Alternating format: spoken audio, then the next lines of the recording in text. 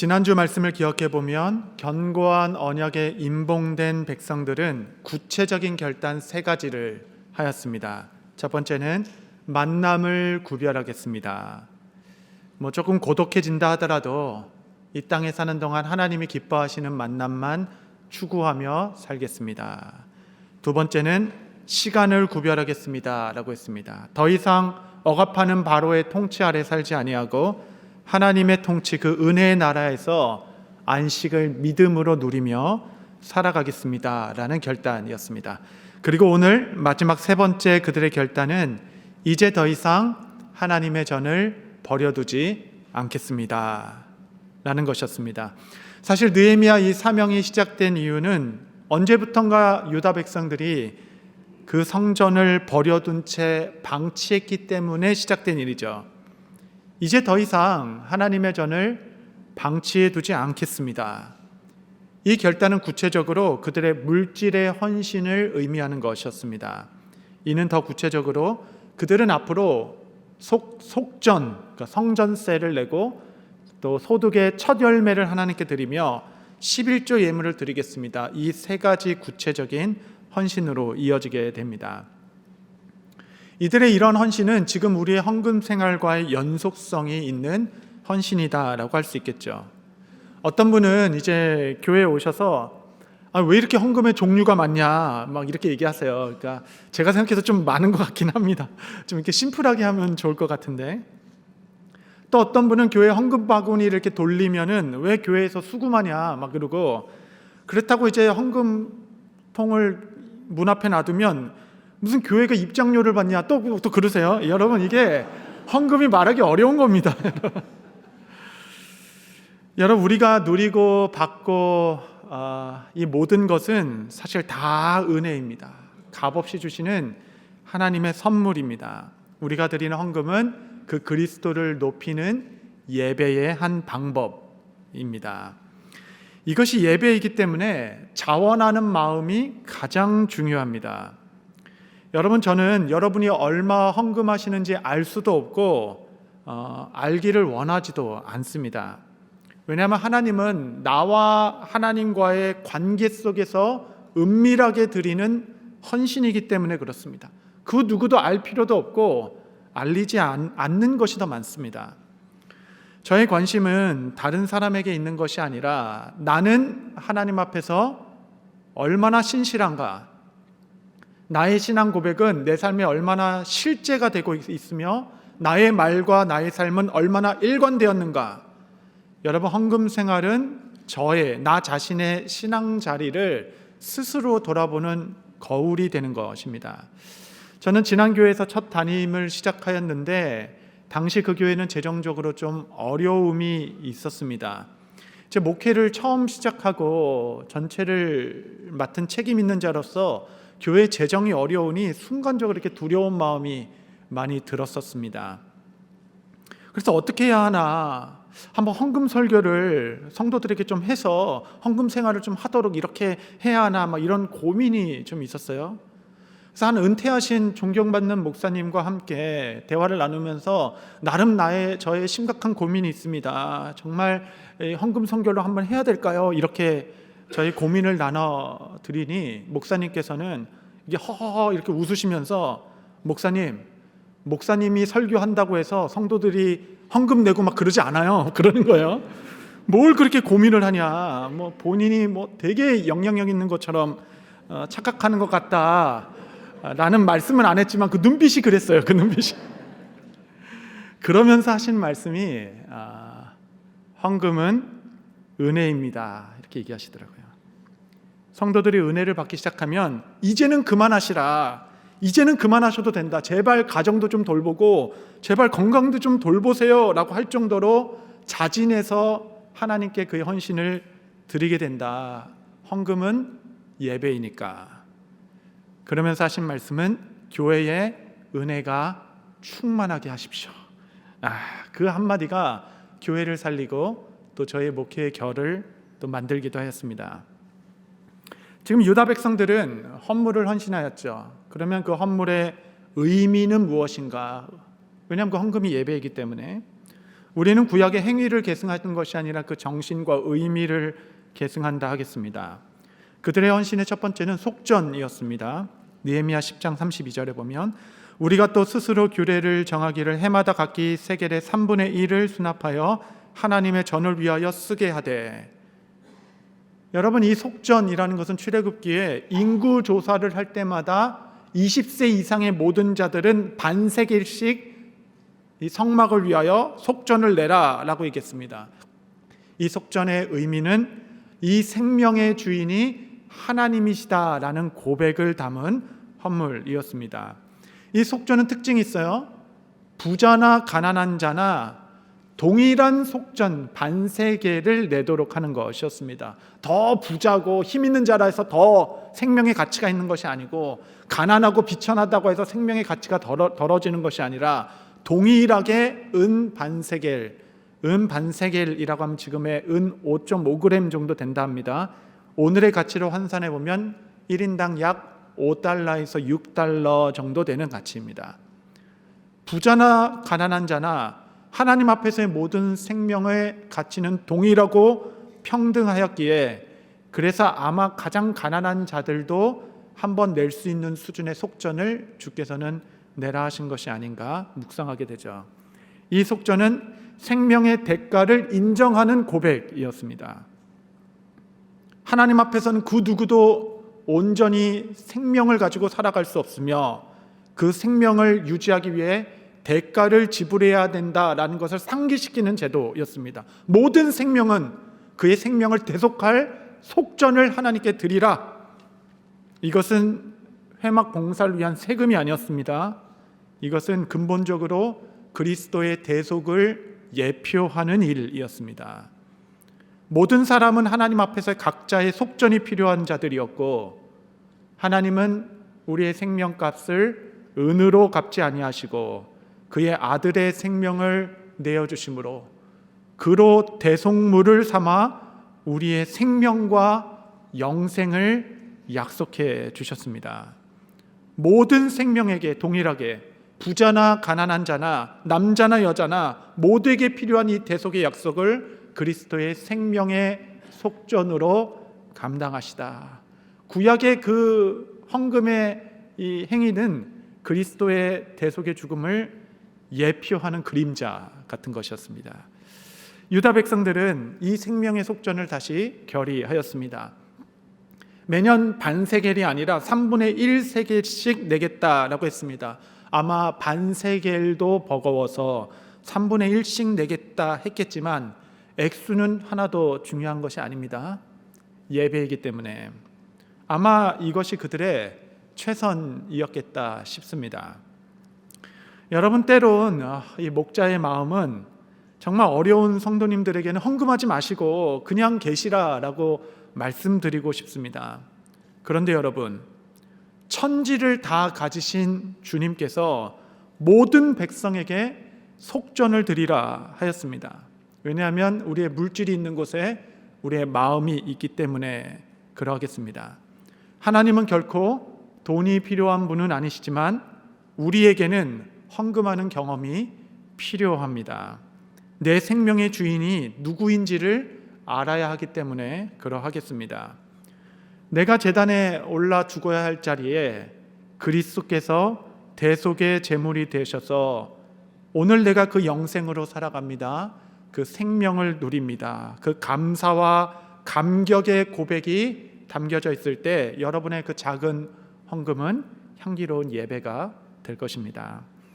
두 번째, 그들의 헌신은 첫 열매를 드리는 것이었습니다. 느헤미야 10장 35절 36절 해마다 우리 토지 소산의 만물과 각종 과목의 첫 열매를 여호와 전에 드리기로 하였고, 또 우리의 맏아들들과 가축의 처음 난 것과 소와 양의 처음 난 것을 율법에 기록된 대로 우리 하나님의 전으로 가져다가 우리 하나님의 전에서 섬기는 제사장들에게 주었고, 토지의 첫 소산뿐만 아니라 태의 열매, 가축의 처음 난 모든 것, 맏아들은 소와 양으로 대체해서 드렸습니다. 내게 주신 모든 첫 번째 것은 다 하나님 것입니다 라고 전해드리겠다 라고 헌신했습니다.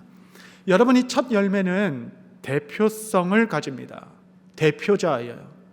농부가 이제 밭을 기경하고 씨를 뿌리고 아주 애지중지 키운 첫 나무에서 열매가 딱 맺혔는데 그 나무의 열매가 사과가 열렸다 하면 이 나무는 사과나무가 되는 겁니다. 이 나무가 죽을 때까지. 첫 열매는 앞으로 이 나무에서 계속 열어질 그 모든 것의 대표이죠. 그 나무는 사과만 계속 열리는 겁니다. 그런데 그 첫 열매가 극상품의 아주 좋은 품질의 사과나무라면 그 나무는 정말 주인의 사랑을 받게 되겠죠. 앞으로 그 나무가 생명이 있는 동안 도대체 몇 개의 사과나 열리게 될까요? 그것은 다 셀 수 없는 것입니다. 첫 열매는 이런 대표성과 기대와 소망을 담은 봉헌이었습니다. 이 첫 열매의 봉헌은 궁극적으로 영광스러운 그리스도의 부활을 예표하는 것이었습니다.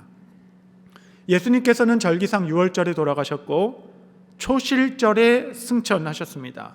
초실절은 이스라엘의 첫 보리가 익기 시작할 때 그 첫 단의 열매를 가지고 하나님께 나아가 드리는 절기였습니다. 이들의 신앙 고백은 이랬을 것이에요. 하나님, 우리는 이스라엘 전역에 아직 보리의 결실을 볼 수 없습니다. 그러나 이 견실한 첫 보리단의 열매와 같이 이 땅에 큰 수확과 큰 결실이 맺게 될 것입니다 라는 감사와 소망을 담아 하나님께 올려드린 첫 열매였죠. 주님께서 부활의 첫 열매가 되셨다는 것은 우리는 아직 다 볼 수 없지만 그리스도와 같이 정말 영광스럽게 부활하여 주님 앞에 설 수많은 믿음의 사람들이 일어날 것이다 라는 믿음의 고백으로 그 첫 열매로 그리스도께서 부활하셨다 말씀하시는 겁니다. 첫 열매는 이후에 일어날 모든 것의 대표입니다. 우리가 첫 소산을 하나님께 드린다라는 것은 이 첫 열매가 하나님의 것이듯이 앞으로 이 나무에서 열릴 모든 사과도 다 하나님 것이고 우리에게 값없이 누리게 하신 하나님의 은혜인 줄을 믿나이다 라는 고백이 담겨 있겠습니다. 그리고 세 번째는 11조였습니다. 37절 보면 또 처음 익은 밀의 가루와 거제물과 각종 과목의 열매와 새 포도주와 기름을 제사장들에게로 가져다가 우리 하나님의 전에 여러 방에 두고 또 우리의 산물의 11조를 레위 사람들에게 주리라 하였나니 이 레위 사람들은 우리의 모든 성읍에서 산물의 11조를 받는 자임이며 11조는 열의 하나, 보통 이렇게 산술로 이해하기 쉬운데 10개 중에 한 개가 11조가 아닙니다. 모든 수학은 사실은 계산이 아니라 철학이죠. 숫자가 아니라 개념과 원리입니다.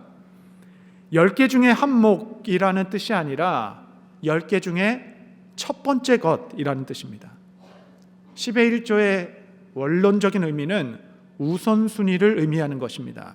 10개를, 한 개를 이렇게 소산을 10목으로 나눠서 한 몫은 하나님 것이야 라고 떼어놓는 것이 아니라 하나님이 항상 모든 것의 최우선순위시고 가장 먼저이시며 가장 처음이십니다 라는 고백을 담고 있는 것이죠. 처음 것이 주님 것이듯 내게 있는 모든 것이 그리스도께 속해 있습니다 라는 고백이 담겨져 있습니다. 어떤 분은 율법의 행위가 다 중지되었는데 11조는 왜 지키냐, 뭐 돼지고기, 순대 뭐 다 먹으면서 도대체 11조는 왜 지키라고 하냐 이렇게 말씀하시는 분도 있지만 여러분, 11조는 율법 이전에 아브라함 때부터 시작된 것입니다. 아브라함이 멜기세덱에게 드린 경배가 11조의 시작이었어요. 아브라함은 큰 승리를 거둔 이후에 멜기세덱이라는 의의 왕, 평강의 왕, 아브라함이 경배했기 때문에 아브라함보다 크신 분, 지극히 높으신 하나님의 제사장 그 멜기세덱에게 10의 1조를 드리며 경배하였다라고 나오죠. 이 멜기세덱은 그리스도를 예표하는 인물이었습니다. 11조는 처음부터 무슨 행위나 의무라기보다는 그리스도께 드리는 예배이자 경배였습니다. 신앙 고백이 담겨 있는 것이에요. 주님이 내 인생의 첫 번째, 가장 먼저이시고 최우선순위이십니다. 여러분, 우리는 이러한 고백을 노래로도 하고 기도로도 하지만 물질로도 신앙 고백을 담아내는 것입니다. 주님이 가장 위대하시고 가장 먼저이시며 처음 것이 주님 것인 것처럼 모든 것이 주께 속해 있나이다. 이런 고백을 담을 때 여러분의 헌금은 예배가 될 것입니다. 유다 백성들은 이 세 가지 물질의 헌신을 성전에 드렸습니다. 하지만 그들의 헌신은 결코 물질에만 머물러 있지 않았습니다. 그들은 그들의 첫 열매, 이 대표성의 원리를 가지고 이 11조의 개념, 원리라고 말씀드렸죠. 그 개념을 삶으로 확장시키기 시작했어요. 느헤미야 11장 1절 2절. 백성의 지도자들은 예루살렘에 거주하였고 그 남은 백성은 제비를 뽑아 10분의 1은 거룩한 성 예루살렘에서 거주하게 하고 10분의 9는 다른 성읍에 거주하게 하였으며 예루살렘에 거주하기를 자원하는 모든 자를 위하여 백성들이 복을 빌었느니라. 여러분, 이들의 결단의 시작은 하나님의 전을 버려두지 않겠습니다. 하나님의 전을 버려두지 않으려면 물질이 전부는 아닌 것입니다. 더 중요한 것은 그 예루살렘 성에 사람이 살아야 하는 것이에요. 예루살렘 때 절기 때만 와서 마치 그냥 절기 때만 북적북적하고 다 아무도 살지 않는다면 이내 유령 도시가 될 것입니다. 사람이 북적북적거리는 성읍이 돼야 이들이 파수꾼으로 성전도 지키고 또 상번제로 예배자가 되는 것 아니겠습니까?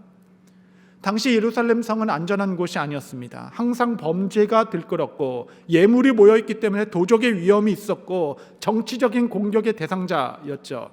오랜 기간 사람이 살지 않았던 황폐한 곳이었고 집도 없었습니다. 이곳에 이주하여 살아갈 그 백성들의 11조를 마치 민족의 대표자와들 같이 이들을 선별하여 예루살렘 성에 살게 하겠습니다. 여러분, 이것이 그들이 성전을 버려두지 않겠다라는 결신의 내용 중 하나였습니다. 선별된 자들은 단지 소산의 일부만 하나님께 드린 것이 아니라 인생 전체를 하나님의 성전을 위하여 드림받은 자들이죠. 여러분, 처음부터 거룩한 도시는 없는 것입니다. 거룩한 사람들이 사는 곳이 거룩한 도시가 되는 것이죠. 이는 100년 전 스가랴 선지자가 예언한 모습 그대로 이 아름다운 성 예루살렘이 다시 아침이면 밥 짓는 냄새가 일어나고 거리마다 노인들이 앉아 지혜를 나누고 길목마다 어린아이들이 뛰놀기 시작하도록 그들 삶의 중심에 성전을 두고 살아가는 자들을 선별하여 하나님께 올려드리는 것, 인생의 11조. 선별된 자의 그룹은 세 그룹이었습니다. 지도자가 자원하였고 제비 뽑힌 자들이 섰고 그 다음에 자원하는 자들이 예루살렘 성에 들어갔다라고 나옵니다. 본문에 보면 민족의 10분의 1은 헌신하였고 나머지 19들은 그들을 위하여 마음껏 축복하며 그들을 파송했죠. 여러분, 이게 11조의 원리 아니겠습니까? 이 원리를 그대로 가져온 선교 운동이 역사 가운데 있었습니다. 18세기 초 독일에서 일어난 모라비안 선교 운동이었습니다. 모라비안 이 교회에서 시작된 이 선교의 열망들은 그들의 구호는 단 하나였어요. 나는 단 한 가지의 열망밖에 없습니다. 그것은 오직 예수님 그 한 분뿐이십니다. 이 구호를 가지고 이들이 선교 운동을 일으키기 시작했는데 그로 150년 동안 약 2,100명의 선교사를 파송하기 시작했고 당시 선교사 파송 비율이 12가정 중에 한 가정을 선교사로 파송하는 것이었습니다. 한 가정은 하나님의 나라를 위하여 그 현장에 이주를 시켰고 나머지 11가정은 그들을 축복하고 지원하기 시작한 것입니다. 그래서 단 한 세대 만에 파송한 선교사가 이전 1700년 기독교 역사를 통틀어 파송했던 선교사 수보다 훨씬 더 많게 되는 선교의 대중화, 선교의 문턱을 낮추는 놀라운 시작이 됐죠. 한 가정만 이주한 것이 아니었습니다. 12가정이 함께 간 것이에요. 그 그 한 가정은 12가정의 대표였기 때문에 그런 것입니다. 이 단순하지만 강력했던 선교운동이 영국에 영향을 끼쳤고, 이 은혜를 받은 사람들이 바로 요한 웨슬레, 그가 영향을 받아 경건주의 부흥운동을 일으켰고, 그 운동이 미국 뉴잉글랜드에서 시작한 1차, 2차 대각성 집회로 연결되었고, 그것이 불씨가 되어 대학생 선교 자원 운동이 일어났고, 수많은 젊은이들이 열방으로 흩어져 복음을 전하였고, 그 불씨가 1884년 언더우드 선교사를 통하여 조선 땅에 선교사가 들어오기 시작한 이후로 100년 동안 약 3,400명 서양의 선교사들이 들어와 복음을 전하게 된 것입니다. 지난번에 오셨던 오대원 선교사님이 이 선교 서구 선교사 흐름의 가장 마지막 세대 90세가 되신 분을 우리가 이 강단에서 뵌 거죠. 이 유다 백성들의 결정은 이 부흥의 원리를 담고 있다 하겠습니다. 나는 하나님의 전을 버려두지 않겠다 하여 자원을 했든지 제비에 뽑혔든지와 상관없이 그 성전을 위하여 삶을 이주하기로 결정하고, 성전과 더불어 삶으로 성전을 지키는 자로 살아가는 것, 나머지 백성은 온 마음 다하여 그들을 축복했습니다. 여러분, 하나님의 나라 재정 건물 없어도 됩니다. 이런 자원하는 마음과 축복하는 마음만 있으면, 이 두 가지만 있다면 그것은 이미 하나님의 나라를 이룬다라고 하겠습니다. 여러분, 우리의 인생도 마찬가지입니다. 같은 헌신이라도 이 10분의 1의 인생이 있고 10분의 9의 인생이 있는 듯합니다. 그들의 헌신은 다 귀해요. 그러나 모양은 좀 다릅니다. 일부는 하나님께서 첫 열매로 그의 인생 전체를 취하시고 너는 내 것이다 라고 얘기하며 너의 삶의 일부를 나를 위하여 구별하지 말고 인생 전체를 구별하여 하나님의 전 그의 나라를 위하여 드리라 라고 취한 인생, 제비가 뽑힌 인생, 11조와 같이 인생을 대표성을 가지고 드려진 인생도 있습니다. 예수님은 부활의 첫 열매셨습니다. 스데반은 순교의 첫 열매가 되셨습니다. 우리 민족의 첫 열매는 토마스 선교사님, 그는 대동강 물결에 내리자마자 순교하였으나 하나님께 그 인생 전체를 내 것이다 첫 열매로 여기시고, 그는 마치 우리 신앙의 대표자와 같아서 그와 같은 그 첫 열매와 같은 신실하고 충성된 수많은 성도들이 우리 한반도에서 수백만 수천만이 일어나도록 하나님께서 그 열매를 취하시고 그 은혜를 누리게 하셨습니다. 이번에 제가 한국에 방문하면서 오랜만에 저희 장인 교회에 방문하였습니다. 아주 작은 개척교회인데 20년 전 제가 떠나왔던 그 모양 그대로 교회가 남겨져 있었습니다. 그 피아노, 그 십자가, 하다못해 그 냄새까지도 다 똑같았습니다. 상가 지하의 작은 예배당에서 30년을 하루같이 단 하루도 쉬지 못하시고 매일 새벽 제단 지키시고 교회를 지켜오신 분, 30년 동안 꿈쩍도 하지 않는 현실 속에서도 나는 이 성전을 버려두지 않겠노라 하시며 충성되고 신실하게 아무도 알아두지 않아도 평생 아침 금식하시며 교회를 섬기고 계신 분, 제가 가장 존경하는 충성된 목회자의 본이 되시는 분, 여러분, 그분은 우리 양가를 통틀어 첫 번째 목회자가 되십니다. 그분은 우리가 앞으로 맺을 충성의 열매의 첫 열매와 같은 세대의 대표라 하겠습니다. 그를 따라 충성된 종이 많이 일어나게 될 것이다. 이것은 우리의 소망이자 우리의 기도이죠.